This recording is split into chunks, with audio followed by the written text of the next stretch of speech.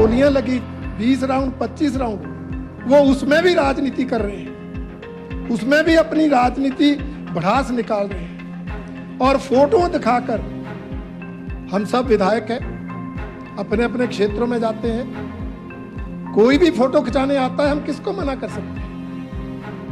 हाँ, कोई दोषी हो, कल्प्रिट हो, उसको फिर भी रोक सकते हैं, हालांकि उसको भी मुश्किल होता है। हमारे साथ कोई भी फोटो खिंचाता है, कल को वो गलत काम करता है, उसके लिए हम दोषी थोड़ी है। इसलिए उन्होंने फोटो के आधार पर हमारे माननीय विधायक जी को, हमारे केंद्रीय स्वास्थ्य मंत्री, पार्टी के राष्ट्रीय अध्यक्ष जी के बेटे को, उनको इन्वॉल्व करने की कोशिश की।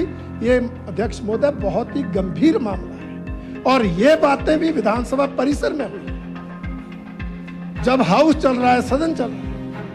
ऐसे में इस तरह की घटना और उस पर सरकार का चुप रहना, ये बहुत ही चिंताजनक है, दुर्भाग्यपूर्ण है। इस पर मैं आपसे व्यवस्था के प्रश्न संबंधी भी बात करना चाहूंगा और सरकार से भी इस पर स्पष्टीकरण चाहूंगा। ये विधानसभा का परिसर है, हाउस इन प्रोग्रेस है, और यहाँ कोई भी आदमी इस प्रकार से पत्रकारों को बुला करके वहाँ पर जो है जमावड़ा लगा करके और आरोप भी विधानसभा के सदस्य के ऊपर लगा रहे हैं, पार्टी के वरिष्ठ नेता के ऊपर लगा रहे हैं। मैं जो इसमें जो आपके ध्यान में लाना चाह रहा हूँ कि मुख्यमंत्री जी की एश्योरेंस होने के बावजूद मैंने ये मामला उठाया था, जो रणधीर जी ने कहा बिल्कुल सही, इसी तरह से मैंने बात कही थी, तभी तो पॉइंट ऑफ ऑर्डर हुआ ये। जी, हमने इस बात को कहा था माननीय मुख्यमंत्री जी, जब इन्वेस्टिगेशन इन प्रोसेस है, चलो वो तो आ गया है, वो प्रोग्रेस में उसमें, और वो लगातार ये बोले जा रहे हैं, ये दोषी है, इसने चलाई गोली, इसने चलाई, ये शय दे रहा है। जब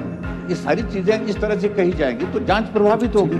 तो उस बात का भी इस बात का भी असर हमें लग रहा है कुल मिलाकर के कि एक तरह का अनुमति उनको इतनी छूट दे दी है कि वो कुछ भी कर सकते हैं। बिलासपुर में कुछ भी करें समझ में आता है, लेकिन विधानसभा के परिसर में हाउस में के दौरान जो है इस प्रकार से करना, मैं समझता हूँ ये दुर्भाग्यपूर्ण। और मुख्यमंत्री जी एश्योरेंस के बाद हम आपकी गाड़ी इसमें वो चाहते हैं, रूलिंग चाहते हैं। वैसे इससे पहले कि मैं अपनी जो रूलिंग है वो पॉइंट ऑफ ऑर्डर के विषय पर दूं, मैं I would like to refer rule 2323 point of order and decisions thereon. A point of order shall relate to the interpretation or enforcement of these rules or such article of Constitution as regulate the business of the House shall raise a question which is within the cognizance of the Speaker. You have raised an issue. This is with regard to the precinct of the Vidhan Sabha. As and when the session is on, the precinct of the Vidhan Sabha can only be used by the elected members, not other than that.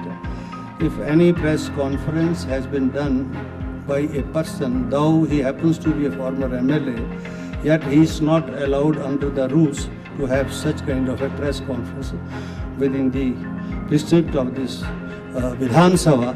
We have taken a cognizance of this fact, and I will look into this, whatever the circumstances, why he did it, and why the police force has not taken a cognizance of this issue.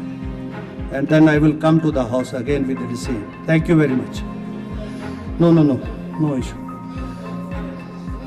Point of order पर चलता रहेगा आज।